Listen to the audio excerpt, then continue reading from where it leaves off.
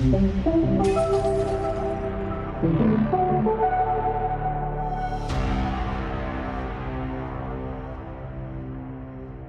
really excited today to talk to Tom Wright, an award-winning British investigative journalist based in Singapore.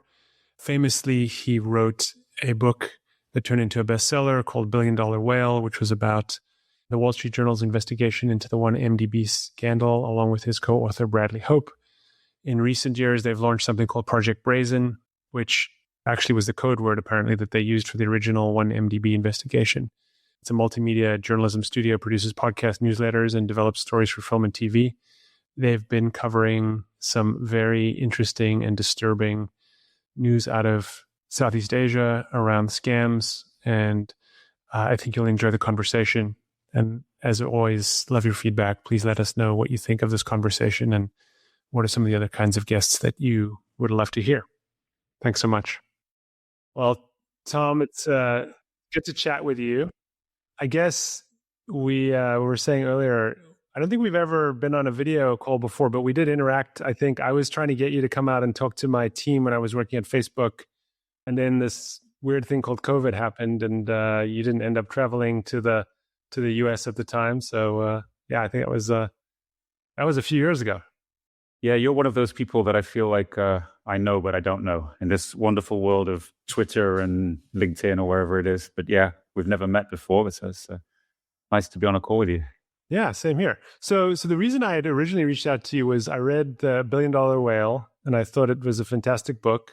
I really enjoyed it. It got into some of the things that it gets into were kind of things I've always found interesting, like, I guess, Seychelles bearer companies or whatever that whole part of it was. But anyway, can you tell us so we'll get to what you're currently working on, but tell me a little bit about that, like how you ended up writing that book, or what was the whole genesis of that project? I'm always curious about how these things come together. You know, Jim, I was a reporter at the Wall Street Journal. And for your listeners who don't know the story about Jolo and 1MDB, it's about this Malaysian guy who manages to persuade the Prime Minister of Malaysia to allow him to run a massive pot of government money, billions of dollars, and he just goes ahead and steals it all and uses it for crazy things like making the film The Wolf of Wall Street, directed by Martin Scorsese with Leonardo DiCaprio, and he showers all this money on DiCaprio and Hollywood stars, and he actually invents the bottle parade, more or less, in Saint-Tropez, when champagne comes out with sparklers on it. He was the biggest nightclub whale anyone had ever seen, casino whale, so we called the book Billion Dollar Whale. How do we get onto it? Well, the story had been broken by a small blog called the Sarawak Report and a Malaysian newspaper. And then we were at the Wall Street Journal and we were looking for how to get in on the story. And we basically were leaked the Prime Minister's personal bank accounts as a sitting Prime Minister of a country. And it showed that he had $681 million in this account, which was from the stealing of the money from this fund. Jolo had to give, he used the money to make films and stuff, but he also had to pay off his political protectors. And it ended up with Najib going to jail after many years. The Prime Minister Jolo is still missing, facing indictment in a number of countries, including Malaysia. He's hiding out in China, where he's got a lot of protectors. I mean, one of the things about, we write a lot about fraudsters, and these guys who steal billions of dollars, they often end up with billions of dollars when they go on the run. And so that keeps them free for a long time because they're able to pay off people. So that's how we got in on it. When we worked at the Wall Street Journal, we wrote a book called Billion Dollar Whale. That was 8 years ago now. And set up a company with Bradley Hope, as the guy I wrote the book with, former colleagues at the Journal. We set up a company called Project Brazen. And now we're making films and TV shows based on these kinds of crazy stories. Yeah, I've been following your work with Project Brazen and whale hunting. It's just fascinating. And I think what was also fascinating recently was the intersection with some of the scam compounds, this stories coming out of Cambodia. Last year, there was the big DOJ seizure of supposedly $15 billion of Bitcoin. I think last year I spoke to someone whose family member that essentially had, 7-figure sums stolen, their life savings, just it's incredibly difficult stories to hear. So tell me a little bit more about kind of the scams, and I guess we'll get into some of the details of, these stories are crazy. But yeah, so to tell me a little bit more about how you got into this scam area and the Project Brazen and how it intersected with some of this world. Well, Jolo, the story, you asked me about at the beginning, the 1MDB story, that's stealing money from a government. The government went ahead and raised that money. Goldman Sachs helped raise money on international markets and they just stole it. And that was in 2009, 2010. So we're talking about, 15 years ago now. The world's changed a lot since then. That fraud involved using the traditional banking sector. Goldman Sachs were involved, private banks moving money around via Singapore and other financial. You mentioned the Seychelles at the very beginning, offshore centers. The world has become, as everybody knows who's alive these days knows, the world's become pretty crazy. Everything's gone into hyperdrive, whether it's politics and when it comes to scams, a number of things have happened that have changed the face of it, of how scams operate. One of them is crypto. Crypto's come along and it's given piping for criminals. And yeah, we happened upon this incredible character called Benjamin Mauerberger. He's a white South African, grew up in Cape Town, and he effectively became one of the biggest money launderers in the world. And, in the last few years since COVID, this guy went from being a two-bit, Jordan Belfort type Wolf of Wall Street stock scammer, scamming mom and pops, scamming your auntie, scamming your granny for worthless shares, to laundering billions of dollars of money coming out of these scam centers in Southeast Asia. For those of the listeners who don't know what scam centers are, they're basically these industrial-sized complexes in places like Cambodia and Myanmar, where thousands of workers round the clock are calling Americans and getting them to invest in fake crypto schemes. This is the call SMS you might get, or the Telegram message or the WhatsApp message saying, hey, there's a great scheme, you should get involved, you can triple your money, you can quadruple your money. And a lot of these schemes are the platforms where you think you're investing in crypto are fake and you just get the money stolen. It blew up in COVID. It's a combination of very skillful ways of playing the victim so that they think that they're going to make money, and that making a little bit of money at the beginning as well. So you're roped in. And then everyone's seen a friend or a colleague making a lot of money in crypto, and they think, well, that primes them to do this. By one estimate, US government estimate, $200 billion is lost every year in the US economy to this kind of scam, which is more than the annual revenues of General Motors or Ford. So it's incredible. This guy, Mauerberger, he ends up becoming the money launderer for these Chinese mafia-run scam centers targeting Americans. And he overnight becomes himself like a fake billionaire because he's taking his cut. He's got so much money. He's buying $100 million yachts. He's buying Fifth Avenue apartments in New York City. And that's very similar to Jolo in the Malaysian scam, And in both cases, that's what upends the scammers. They start to spend too much money and they get noticed by basically journalists. So that's what happened. And we've been on that story for the last few months now. That's why recently there was some Instagram photos. Was it one of the family members was posting, various Richard Mille watches and other things. I think a lot of times it's those kinds of things that lead to the unwanted attention, and then things go from there. Yeah, we got on this story because, well, obviously Mauerberger's in South Africa, and he needs, again, like Jolo's a Malaysian who had his protector was the Malaysian Prime Minister Najib, who's gone to jail. Mauerberger has a bunch of protectors as well, including very senior Thai politicians right up to the top level, and also Cambodian politicians. A lot of those characters started to post, ostentatious things on Instagram, $2 million watches. Whenever anyone's wearing a Richard Mille watch, I start to think, well, something's up, the Tourbillon skull watch seems to be the preferred watch of scamsters. So yeah, these guys, these Mauerberger connected politicians were posting all these things. Our coverage actually led to the deputy finance minister of Thailand having to resign because we proved that his wife had taken a $3 million crypto payment. Mauerberger was using Thailand to move the money. He was taking over banks, taking over crypto companies, taking over other large Thai companies because he needed to get the money that was stolen into the global financial system. He used Thailand to do that. And yeah, the deputy finance minister resigned, but he said, well, look, I didn't do anything wrong. He threatened us with a defamation suit. But then his son, stupidly, had posted pictures from Mauerberger's $100 million yacht and from his jets all over his Instagram. it was a private, but we got leaked the photos. And we put those out in a story a few weeks ago, and I think it got like 5 million hits on X, because the Thai media isn't covering this story because of the very terrible defamation laws there, which make it very difficult for Thai journalists to write anything without facing criminal prosecution. Defamation laws there are criminal, not civil. So the story's made huge waves. There's actually been an Interpol red notice issued against Mauerberger, the South African.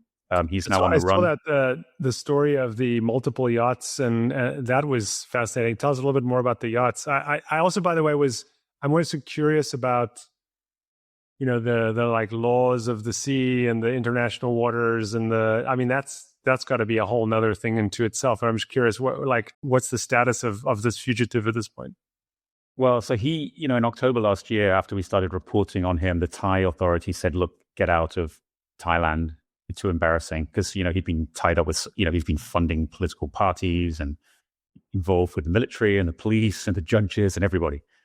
And when you've got billions of dollars, you can. It's basically what we call state capture, right? Like took over the whole country. So he moved to Dubai, where he'd already had a base. And Dubai, as we all know, is I call it the like the Star Wars Katina of baddies. A lot of people there, and that's where he ended up. Very unlikely to prosecute you for money laundering in Dubai. And he got involved in funding one of Dubai's most prominent new hotel developments, this Janu Dubai, which is a $1.3 billion project. He's super connected there, and he moved his yachts there. But then eventually, it got too hard to bury this story in Thailand, and they ended up issuing an arrest warrant for him for all of the money laundering that he'd been doing. They didn't really issue any arrest warrants against Thai politicians. They covered that part up, but they went after him. And this is very similar to what happened to Jolo in Malaysia as well. Jolo fled Malaysia for China. Mauerberger fled to Dubai. But then after the stories came out about the arrest warrant, he decided that Dubai was too hot, and he got on his $100 million yacht and he went through the Strait of Hormuz. And he got out a day before the Iranian war started. So he's very lucky to have been able to get out of the Persian Gulf. And he has $200 million yachts. He sent one to the Maldives as a decoy, and he sailed the other one to the Seychelles. So the last time we knew where he was in the Seychelles, but that was 2 weeks ago now. So as regards the law of the sea, Rob, I don't know. I think when you're in international waters, you're safe. But if you've got a $100 million yacht, you've got to take it into port, right? To refuel and to get food and things. So I know the Seychelles authorities were thinking of arresting him, but I don't think that happened. They don't have extradition treaties with Thailand or many places. So his whereabouts right now is a bit unclear, but the dragnet is sort of closing in on this guy. Yeah, I'm also curious, like it sounds like his wife was also quite instrumental in some of the things that happened in terms of in Thailand and so on. I'm curious if you wanted to share a little bit more about that part of the story. Well, these master con artists, they never put their own names on things. Jolo, back in the 1MDB scandal, he would use a guy called Fat Eric, who was his, friend from his nightclub days when he was a kid. He used this guy Eric Tan's name on all these documents. And these guys get paid for that. Mauerberger, he was a boiler room operator. So, this is like, your listeners may have seen the 2000 film with Ben Affleck and Vin Diesel, Boiler Room, like shilling these stocks. And that was, the new millennium scam, beginning of this kind of modern era of globalization. And you could call people up around the world and sell them stocks. And Mauerberger was that, right? So he was a 2-bit scamster, but the scam really accelerated over time. And it ended up becoming a much, much bigger operation. Yeah. The scale of these scams to me is one of the more surprising things in the last couple of years. I've talked to folks at the FTC and law enforcement and others, and firstly, one of the big problems is underreporting. People are embarrassed and after being scammed, and so there's a systematic undercounting of things. But with crypto, one of the things that actually convinced me that I needed to work on some of these problems was just seeing people feeding money. Unfortunately, a woman feeding money into a Bitcoin ATM. And so, I think the scale and also the speed with which this stuff gets moved around due to crypto networks, I think has been one of the things that has supercharged it, at least from my perspective. Is that kind of borne out by what you've seen in terms of how this crypto side of it has supercharged the fraud and the scamming? Yeah, when we wrote $1 Billion Whale, we thought that was, the apogee of scamming, right? Money raised by Goldman Sachs for supposedly to be used by government for the betterment of its people, billions stolen overnight and, spent on the crap tables or the baccarat tables in Vegas, whatever it was, paying Paris Hilton hundreds of thousands to appear at events and that kind of thing. We thought that was but really you're right. I think you're right that crypto has supercharged fraud, and you can see it in the Benjamin Mauerberger story, which is the South African conman we're talking about. He worked with a company called Qcoin, which is a huge crypto exchange. The way this fraud worked is if you send your crypto, you change money for crypto and you invest in one of these platforms. The platforms are fake and they steal your money and you go back and, it's nowhere to be found, but they have your crypto. They would then exchange that for dollars in a place like Cambodia at a money changer, and then they would put it into a bank. They owned this network, Mauerberger. He owned his own bank in Cambodia, and the money would then go in there. It still, however, needed to enter the global financial system, and that's where Qcoin comes in. So Mauerberger, Qcoin is an exchange where you can buy and sell crypto. It used to be one of the largest in the world. You may have heard of Binance or Coinbase, all these companies. Qcoin got fined last year in the US $300 million for allowing its exchange to be used by money launderers. And just weeks later, its owners, who are a couple of Chinese guys, are meeting Mauerberger, and their local office in Thailand is negotiating with Mauerberger to illegally take over a brokerage in Thailand. And the reason is, you'll hear a lot about on-off ramps, which is the need for people who have crypto to get their money into the regular banking system, to get their hands on regular dollars. That's what they did there. They were able to illegally take over a finance institution in Thailand, secretly, basically, by acquiring a controlling stake with multiple parties and front companies. And Mauerberger was even setting digital policy in Thailand. He was writing the rules of crypto engagement for the country, because that's how powerful he had become. He was like a quasi-government minister. He had so much money. You mentioned earlier, the Prince Group, which is a bit like we call our network the Mauerberger network. The Prince Group is another one that's been scamming Americans. The US government seized $15 billion in crypto from that network, which is the largest ever asset seizure in US history, law enforcement history. That's right. They didn't seize 15 billion. They seized, I think, a few billion, and the money went up. The value of that Bitcoin went up while they were holding it. But that again comes from scammed from Americans and related to Cambodia. So it's a huge, huge criminal enterprise. And unlike, John Gotti or the US mafia of the 90s, this is like we call it it's like an octopus, cut off one arm and there's many other arms. This is the Chinese mafia operating in places like Cambodia, laundering their money through people like Mauerberger or others. And it's very hard to see all the tentacles, very, very hard to act against it.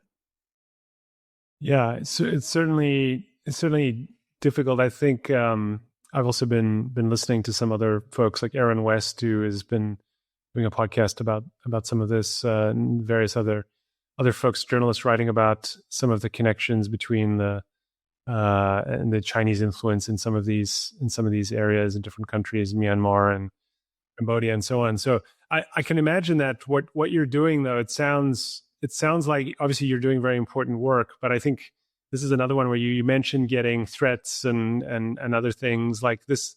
It's got to be difficult, not only for you, but the other folks working on this and your partner and others working on this kind of work. So as you think about this, like what keeps you going and motivated, and what, where do you think it's all headed? Yeah, I mean, the thing about threats is when you're working as a journalist is I feel you just do your job very well. You don't report rumor or slander, and you don't threaten people. I think that's very important. You never say, hey, if you don't give me this, I'll do this. You just go ahead it's about shining light into places. And it's uncomfortable for some people for sure, but I think if you operate like that, it's you're respected more, even if you're adversarial to somebody in a way, right? Because you're just trying to get the truth out. Also, journalists aren't really players in in a situation, like Mauerberger. The reason that so much information started to leak about him was he'd flown too close to the sun in Thailand. They were very rich, there were billionaires, Thai billionaires, who really disliked how Mauerberger was turning up at Thai cabinet meetings and telling the finance minister, I outrank you, because he was so powerful. And as I said, he was setting digital policy. He was going to open a casino in Thailand. They were going to legalize gambling, and he was going to open a casino with a Chinese investor, and other people were missing out. And so, he started to ruffle feathers amongst, in a country where foreigners really, it's very hard to become Thai, or it's not like America where you can come and become an American, right? And so, very unusual situation where a white South African's doing this. Yeah, so he flew too close to the sun. And I think journalists they reflect what's going on in a situation rather than being a player themselves. So I think that's a very important distinction. And I'm sure, we're all following all the news that's on social media, and often when journalists do become the news, it's often very bad for that journalist, and it also sort of is complicating it detracts from the actual facts that you're trying to report on, and the situation you're trying to bring light to. So. Yeah, absolutely. I think even what's crazy to me at a higher level, even though, there was the largest seizure in U.S. history of cryptocurrency and scams, and obviously the human toll of this, I still feel like this story isn't yet kind of a mainstream story in the United States. And certainly your part of it, I think, it also hasn't kind of hit the top level. And like, what do you think? Do you think that it's going to, like, how do you think about what it'll take for people to pay more attention to this? Or is this just like, I mean, again, you referenced the Iran conflict. There's so many things going on now that make that also just, make it difficult for things to break through. But I'm curious how you think of this story in the larger context as well. Well, it's a very noisy world when it comes to news, and it's very hard to get anyone's attention for a long period of time. But yeah, I think you're just an early podcaster on this Mauerberger story. He's going to be world famous pretty soon, and very well known, because he's not just laundering money for, scam centers in Southeast Asia targeting Americans. He's also laundering money for a host of other people that we're going to sort of unveil as we go on. So he's really a key figure in a global money laundering industry. And he's to me, he's sort of symbolic of this world of scams we live in. The fact that you can be involved in these kinds of scams and not just be quite rich, but be a billionaire and have, $100 million yachts. And I mean, that's not something we've ever seen before in the global economy, I don't think. To be that wealthy, you'd had to have, run a Bernie Madoff type of scheme, not be a guy living in Bangkok, right? Doing scams. So this goes back to this thing you say. So I think Benjamin Mauerberger will be very well known. In fact, the fact that podcasters like yourself are reaching out to talk about it, and that's starting to increase, I think shows that people are getting interested in it. The more broad story about scams, why, given that 200 billion a year potentially is lost by Americans to scams, why isn't it a bigger story? I think partly it's hard to grasp what's going on. People don't talk about it, like you said. People are very embarrassed. There's a version of this called sextortion, where you send a nude photo on a sex chat to somebody. You think you're chatting with maybe a woman or a man. Turns out it's a scam center. They then extort you for those photos. Teenagers are killing themselves under the pressure of this, thinking that their nude photos are going to get released. A couple of really terrible. There's a kid called Bryce Tate who killed himself, thinking he'd sent nude photos for a local girl. Turned out to be scamsters. They asked for, I think, a few $1,000s. He didn't have it. Just really tragic things that are happening. I think as these stories filter through, people are going to realize this is also like there's a national security element to this, right? This is being run outside of America and targeted on Americans.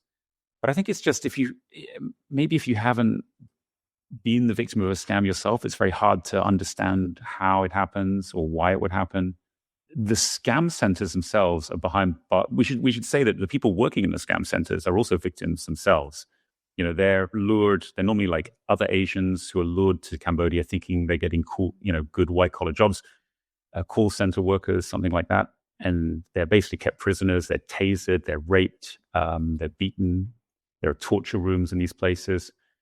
It's hard for the average American to sort of picture what's going on behind these barbed wire doors. I think as the Mauerberger story starts to break through, the fact that there's this guy, there's a great photo of Mauerberger with a assault weapon. He's wearing a suit with an assault rifle held across his body. I don't know if you've seen that, but I think it's going to start to help to put a face onto this crime, and people will start to realize, oh, this is a person. This is a key person here who's involved in this crime, targeting Americans.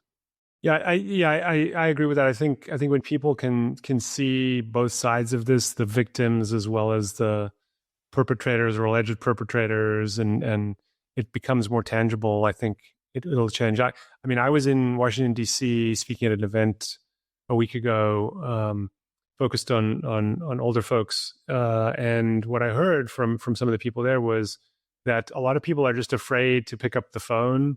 They're afraid to use the internet to get their benefits. People are choosing, or their families are encouraging them to do paper-based processes that take 90 days to get healthcare, instead of actually going onto the website, because are they on the actual website, or are they on something that, is trying to scam them out of what little money they have? And so I do think that there's one of the reasons I want to have these kinds of conversations is because I think people need to understand how this stuff works, what's happening, what are the different pieces, how do they connect, the phishing text that you get, or are you picking me up at the airport WhatsApp message that seems to be a wrong number or whatever it is, and turns into, a conversation, which then turns into something else.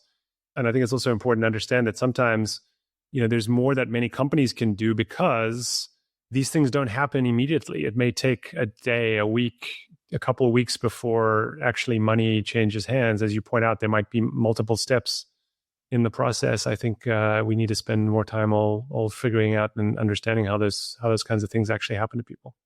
Yeah. So you mentioned Erin West earlier. So she's a former prosecutor in California who has set up a great NGO that basically pushes for the changes of legislation on this in America, for the authorities to take it more seriously, representing victims as well. I think, part of this is when I first got involved in this, which is like last year, it's hard to figure out how people get scammed or who they are.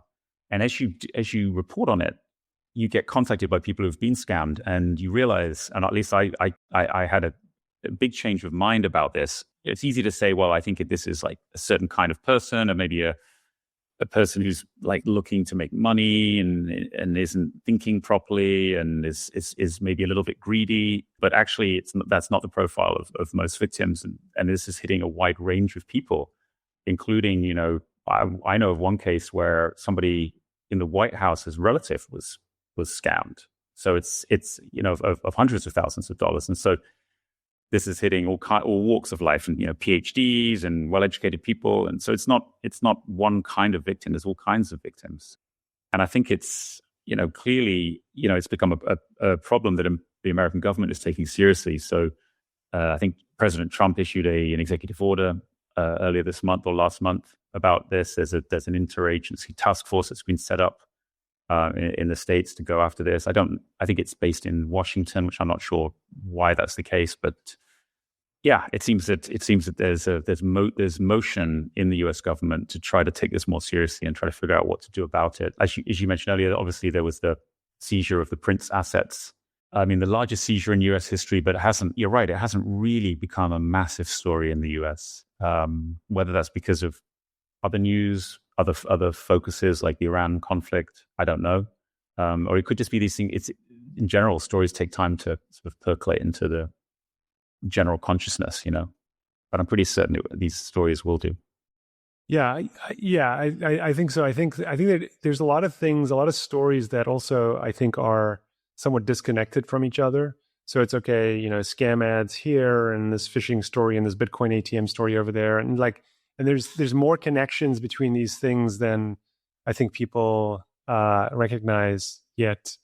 And I think also the money laundering. I mean, that's been I remember at one point looking back at various stories about traditional banks getting fined for money laundering or not keeping records or whatever it was. And there's been, tens of billions of dollars of fines, but, most people wouldn't know that or wouldn't remember that that's the case. These are things where also, I think the other thing that I think is a problem is there's this degree of almost inevitability or resignation that sometimes people have that like they can do nothing about scams, which I think is another problem that I think plays into that as well. Unfortunately, I think you're right about the piecemeal coverage of stuff. So, for example, Singapore arrested 2 financiers and seized $120 million US of money related to Benjamin Mauerberger last month, and that just appears in the local media here as a line item. Nobody understands what it is. My blog Whale Hunting, which you can subscribe to, it's Whale Hunting and Project Brazen. You'll find it.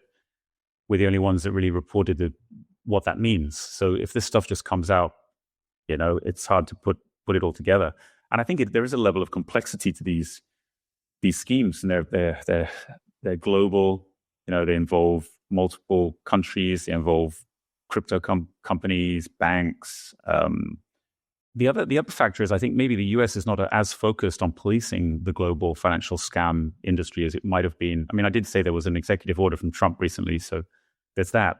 But Trump, of course, when he came into power for this second term, he went into the Department of Justice and he shut down the Kleptocracy Initiative, which was an initiative that was going after white-collar crime globally, the Foreign Corrupt Practices Act.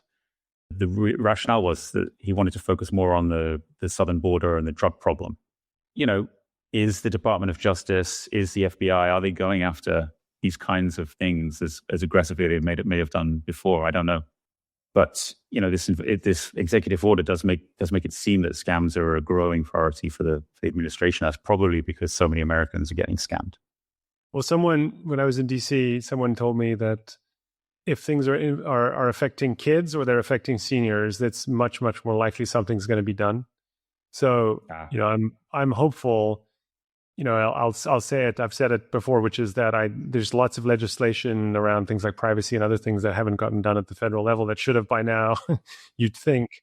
So, you still have the normal issues, but this is definitely something where I just think it'll only take a few stories to break through before people will really push and create more pressure for action. I do really believe, and I also believe that.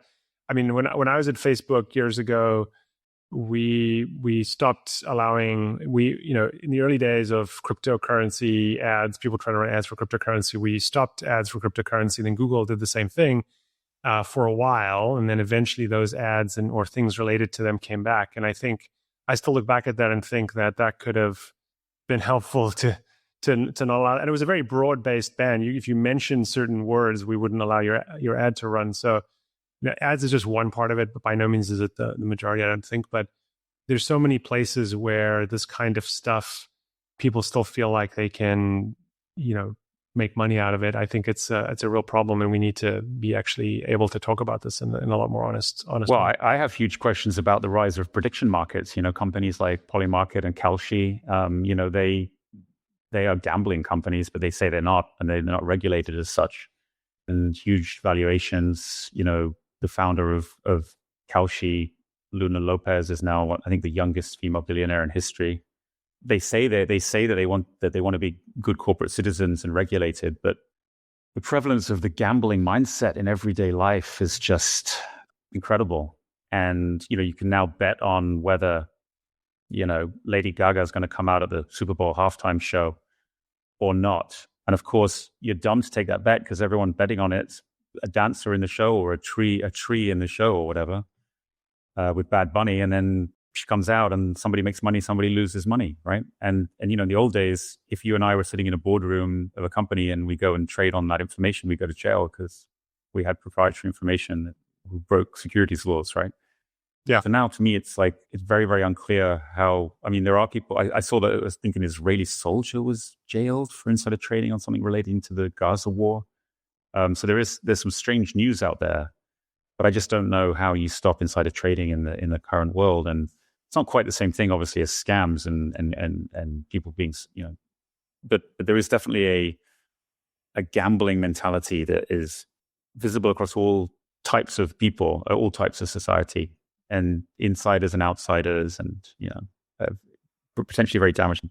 I think that's right. I think this idea that there's shortcuts, get rich quick, et cetera. I mean, so the thing I saw last week, which I also was, I don't know how you wrote this, how this story was written, which was the New York Times story about the $1.8 billion GLP-1 company that, these folks had, and it was just very clear that there were shenanigans in terms of how they built that up. So I do think there's this, I think we find it very appealing that this stuff can happen. Anyone can strike it rich and et cetera, et cetera. Anyone can be successful. But I think that also comes with a lot of downsides when that becomes the thing that frames a lot of people's, willingness or unfortunately likelihood to get involved in scams and schemes. There was an article in the New York Times last week about the importance of high agency behavior.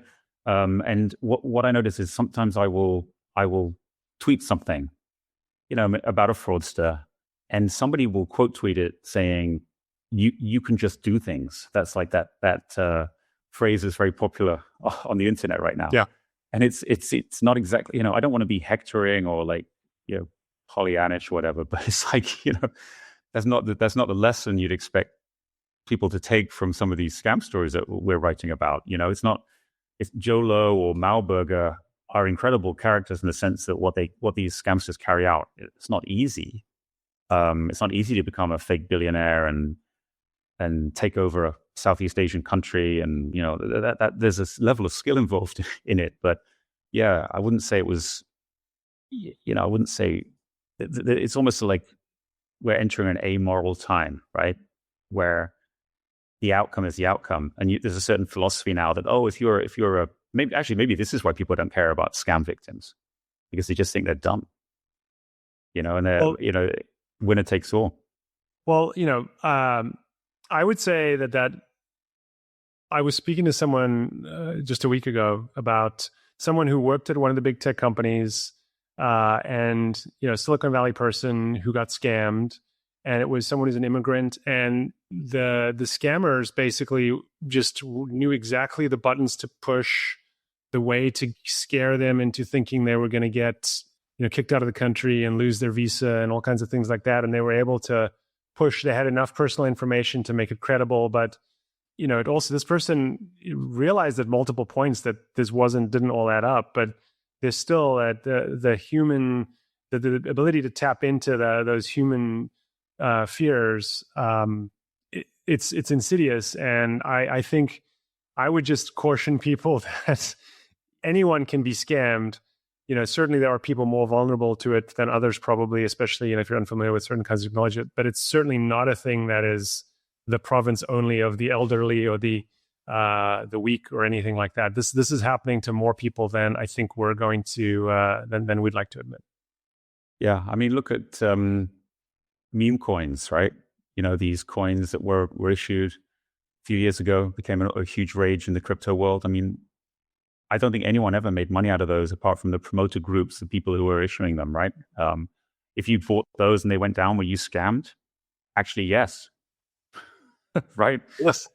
I mean, and then if you go back, obviously the libertarians who promote all of this, they say, well, that's how the stock market works anyway. And it has always worked like that. IPOs go to certain favored groups of people. And of course there's nonstop front running and insider trading in the normal. High frequency trading is all front running, hedge fund friends will tell me. So, the world's not perfect as it is, but like this new frontier of crypto and, all these crypto Qcoin that Mauerberger was involved with, the crypto exchange, they used to be based in the Seychelles, which he started this conversation by referencing, very easy to hide your money there, but they're getting more serious. And Seychelles actually got too regulated for Qcoin, so they moved to the Turks and Caicos Islands. So there'll always be a place for you to go if you want to find a less regulated place, and that's how the insider groups work. They find places that aren't regulated. Those who aren't in the know will always get scammed, in my view. Yeah, I mean, the way I think about it is you're never going to be able to get out of having to play the cat and mouse game with scammers, fraudsters, etc. But I think you can make it more difficult for them. You can increase their costs. You can push them to other countries. I think the one thing that's underappreciated is probably that the regulators can probably, do things to make their country or their citizens somewhat less attractive. Again, I don't think any of this is trivial and easy to do, but I do think it's possible. I think companies can do more, but it just does require being thoughtful about it. It does require actually spending time on the problem. And so more conversations about these kinds of things, more collaboration across different governments and countries. But I think also, frankly, stories like the ones you all are writing are going to be an important part of that. So I'm glad you're doing the work that you're doing. Yeah, thank you. I mean, and you have to continue to shine a light. KuCoin, for example, have recently signed up Tadej Pogačar. I love cycling, as you can tell from my backdrop here, and I'm a keen amateur cyclist. Tadej Pogačar is one of the world's, if not history's, most talented athletes. He's won the Tour de France many times. Amazing athlete. Amazing athlete. I mean, people don't know him because cycling is still a niche sport, but he is a alien in what he can do, the power that he can put out. And he, unfortunately, has recently signed a sponsorship deal with KuCoin, which is the crypto exchange that is involved with Benjamin Mauerberger. His agent came out and said, well, the money didn't go to him; it went to his development squad or whatever. But this is the kind of whitewashing that happens, and unless we have people who stand up and say, look, this company has done something that's really bad. It's illegally taken over a bank in Thailand with a guy who's scamming people, who's involved in scam networks and moving their money around. Yeah, again, it comes down to it's complicated. His agents don't know. People just don't understand. But the more people we have reporting on it, the more it will come to light. Yeah, agree. We'll share the link to your work in the show notes, and I really appreciate you coming to chat with us about this. This is I think a very tricky, challenging area, but a very important story to get out there, and really grateful for what you and Bradley are doing on this front. Thanks for having me, Rob.